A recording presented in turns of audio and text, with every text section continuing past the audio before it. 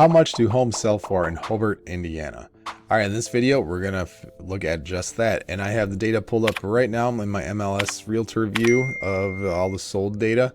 So we got two buckets we're looking at. We got townhouses and half duplexes in one, and then we've got single family in another. So right now we're looking at the half duplex slash townhouses. And in here, we'll see that there was in the last year, so this was September 22nd, 2022 through today, which is September 22nd, 2023. And we're going to be looking at the median data. And we see that there was 14 duplexes, half duplexes, or townhouses, and median sale price, these were 3-bed, 2 baths, about 1,600 square feet on a 0.14 acre lot, built in 2003, sold for $217,000, which is about $141 per square foot, and they were on the market for 11 days. So if you're a seller thinking about selling, that gives you a pulse as to how long it takes to go from sign in the yard for sale to accepted contract. And then what's also good to see here is the lows on the selling price was 162 and the high was 307. So that gets you know what the ranges are also. All right, so now I just adjusted the search to be looking for single family houses. And so that's how many sold here in Hobart last year. And we'll get to, let's take a look again, of course, at the median data. That's the most representative. And as we look at this, I just want to introduce myself. My name is Tony Anczer. I'm a real estate agent serving Northwest Indiana and Illinois, Chicago area. So I got you covered on both sides of the board. We do these videos to just help our clients and viewers just learn about the area. And ultimately, we love to help you with your buying or selling journey. So if you're looking to move in 9 or 90 days, buying or selling, please reach out. We specialize in the area. I actually live in Dyer and work in the general region here. So would love to work with you. Please, our info is on the screen and below. And then also, if you do us a favor, if you're getting any value from these videos, if you'd please hit that subscribe button. It really helps out our channel. When people subscribe, it just really boosts our videos. So it really helps us out. You'd be doing us a solid. And then it also will alert you of future videos that are coming out. So again, we're looking at 382 houses. Median was 3-bed, 1 bath, 1,600 square feet.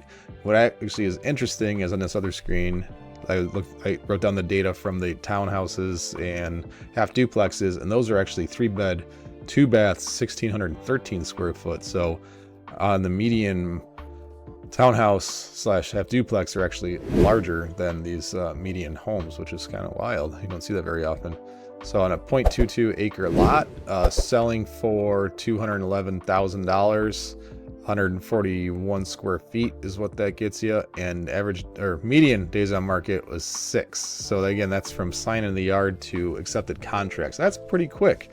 And again, looking at the low and high selling price, minimum 35,000, so that was a severe fixer-upper there or something like that. And then the high end was 680,000. So now what we're going to do is we're going to look at about 3 or 4, maybe 5, probably 3 or 4 houses starting at the lower price point going up, and that way you can see what the housing stock is and how much money you have to spend to get a various type of house. So we're going to pull those up right now. And what's funny is it's not funny, I guess, but there was a cyber hack that happened to the MLS, and a lot of the photos aren't linked anymore. So they're working on fixing that, but it's going to affect what's available to see right now. But this looks like it needs some work, but it was a 9271 old Lincoln, 4-bed, 1.5 baths. This was 96,000. Picture 1 of 39. Yeah, this would be interesting to see, because this is definitely more on the fixer upper. This wouldn't be like a retail move in. This is kind of fun to look at if nothing else right now. So you could see they were mid rehab. Oh wow, that's even missing floor right there. So that's not your typical house, but it's just kind of fun to look at while we have it open. Wow, that really got gutted. So neat. Okay, so now we'll look at a more typical house that you could actually live in.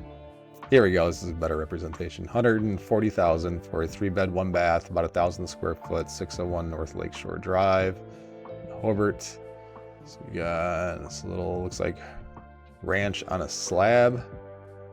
Pretty standard house there. Looks like it's a bit dated, needs a lot of updates. It looks like paneling on the walls too. It's got drywall, gravel driveway with 2-car garage.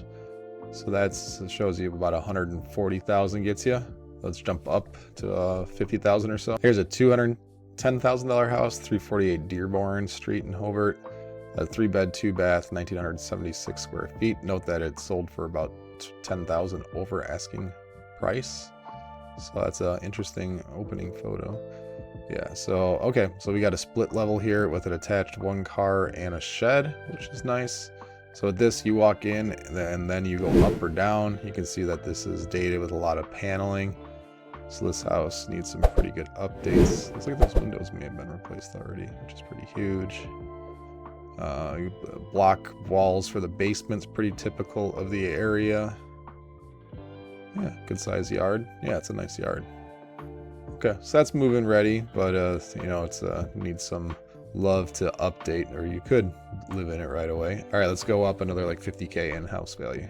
All right, here we go. This is definitely on the newer housing stock here. 124 Indiana Ave. Not sure if I said that right, in Crestmore Estates. 4-bed, 2.5 bath, 2,000 square foot, sold for $384,000. Okay, none of those other photos have loaded, so we'll see if there is one last house available at a higher price point to look at. And unfortunately, there's not. So, wish I could show you more on housing, but that until that coding thing gets fixed, that's the best we can see right now. Now the moment you've all been waiting for, the summary spreadsheet that shows the values by town. So you can freeze frame this if you want to dig into it, but what I'm going to do is I'm going to sort this. I'm going to pause and sort the data so you can see from least expensive town to most expensive town. So 1 second. All right, so you can see it's sorted by least expensive to most expensive. I won't read the values here. You can do that, but I will just summarize what they are. So it's the least expensive is Hammond, then Whiting, then Hobart, Griffith, Maryville, Highland, Portage, Chesterton, Lowell, Munster, Valpo, Cedar Lake, Dyer, Crown Point, Cherryville, and St. John. Hey, my info's on the screen and in the description below. I'd be honored to help you in your buying and selling journey. Please reach out if I can be of assistance. And if you haven't hit that subscribe button, please do. Thanks for watching, and we'll see you around town.